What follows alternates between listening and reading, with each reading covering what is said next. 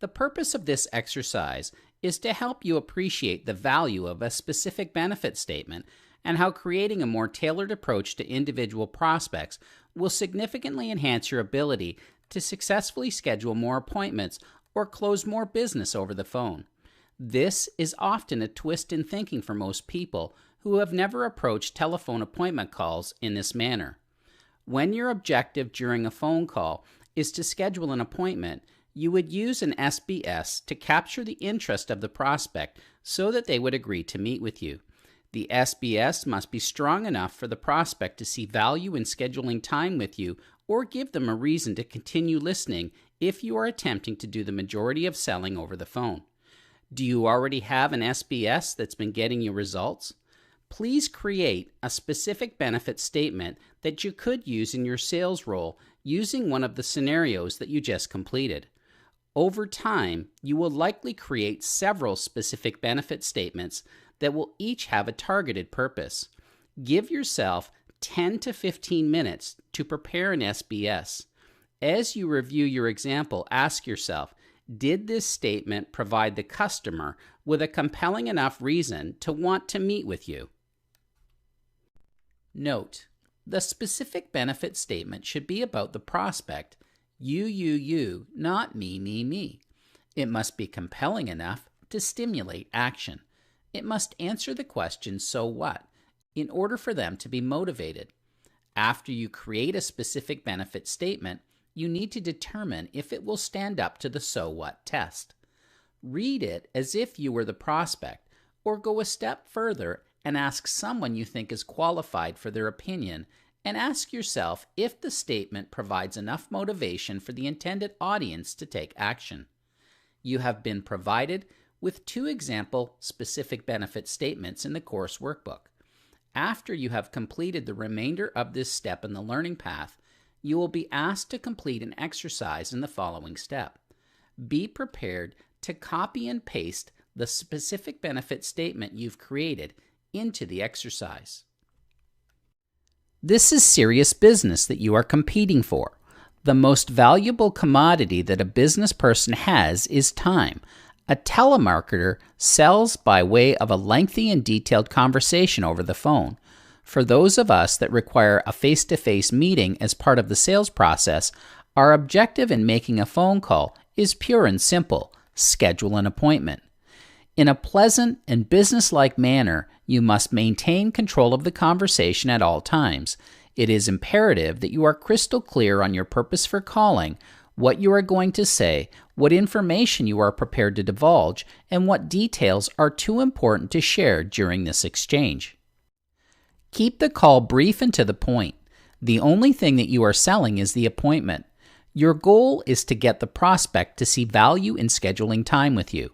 Know what you intend to say before you pick up the phone. Do not get caught up explaining anything in great detail or trying to do a presentation over the phone. This is not the time for an information dump. Give the person a reason to agree to a meeting with you. This reason to meet with you is commonly referred to as the specific benefit statement. The total time for this call should take between 30 seconds and 2 minutes. Once the call exceeds 2 minutes, every second diminishes the odds that you will be successful in scheduling an appointment. The more information that you divulge over the phone, the less of a need there is for the prospect to see you. You supply them with too little information to make an intelligent decision, but just enough ammunition to shut you down. Your responses and the tone must be bold and logical so they make sense to the prospect. They need to sound confident but not cocky. They should be reverent but command respect from the client. Take ownership and phrase them in a way that you're comfortable with. You must direct the conversation and ask for the appointment. You cannot wait and expect the prospect to suggest a convenient time to meet. That's your responsibility. Psychologically, it is important that you have a date and time in mind and make a suggestion regarding when it would be best to meet. If they suggest an alternate time, then you are moving in the right direction. Know what makes you different and special compared to every other person that calls. Separate yourself from the competition and other sales organizations that are bidding for the prospect's time. You need to convince them that they will not regret investing the time with you, and back that up with a strong performance once you are in their presence. It has been my experience that when you are prepared, when you physically make the calls, and when you have an air of expectancy to schedule appointments, the chances for success are substantially increased. The introduction and growing popularity of voicemail has made it increasingly difficult to make direct contact with key contacts and decision makers. Even if you leave a message, there is no guarantee that it gets listened to, and even less likelihood that you will receive a return call. What does it take to get through? How do you increase your odds and crack the voicemail barrier? Qualify your opportunities better by doing adequate research to ensure that you are investing more calling time on business that has greater potential. Be persistent and increase your call frequency. If you choose not to leave messages, then this is the only way to increase your odds of connecting with your contact. Track your calling times and vary the times of day in which you call so that you increase your odds of catching your intended contact available. Likewise, if you vary your calling times and phone when the primary receptionist is on a break or lunch, you are more likely to speak with someone who is less skilled at screening calls and consequently get through to your intended contact. Call outside normal business hours, before 8 a.m. or after 5 p.m., when there isn't someone on the switchboard to screen your calls, and also because business people are more likely to answer their extension during these times because they assume it is a personal call. Get the cellular number for your contact or another number where you can reach them. If you've made multiple attempts and left messages with no response, have the person paged. Befriend the receptionist. Get his or her name, use it when you call, and ask them if there is a better time to call when you would be more likely to get a hold of your contact. Keep trying. Don't give up.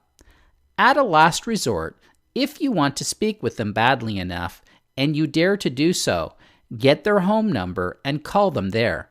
Just remember, this one could backfire. What are your thoughts about leaving a message when your call is answered by voicemail? What are some of the benefits of leaving a voicemail message? Benefits of leaving a voicemail message include: lets people know you are persistent, warms people up to you, they may be in the market, it's advertising, you can create curiosity, brand recognition, increases chances of speaking with them when finally connected. Mailed materials are more likely to be viewed if expected. More likely to speak with you if they know you are relentless. They might actually call you back, which won't happen if you don't leave a message. Here is my recommendation regarding voicemail. Know how many times you are prepared to call and leave a message when directed to voicemail. Voicemail messages should be spread out over a reasonable amount of time and shouldn't sound like harassment. Have an interesting, memorable, and even compelling message prepared in advance that you plan to leave when voicemail answers. After leaving the predetermined number of voicemail messages, try some of the previously suggested methods for connecting with the contact person you are attempting to reach. Don't expect that they will call you back. Here is a message that our office began leaving on cold calling attempts after fine-tuning it a bit. Mr. Sales Manager, are you satisfied with the results currently being generated by your sales team? If yes, press 7 and delete this message. But if the answer is no, we can help. My name is Marshall Northcott, and I am with the Sales Advantage. The Sales Advantage specializes in sales, communication, and leadership training, and we've been helping companies achieve positive results since 2001. Call me at 844-989-8980 for a no-obligation appointment, or to find out more about us, visit our website at www.thesalesadvantage.training. I will be mailing out some information on our products and services and following up with you next week. We look forward to working with you. Have a great day. Note, this voicemail message didn't receive many return calls, but upon following up on the information that was sent out, there was a noticeable increase in the number of times that we were able to speak with the contact person. Write out a unique voicemail message that would achieve the best results for your company. Learning Spotlight number 4.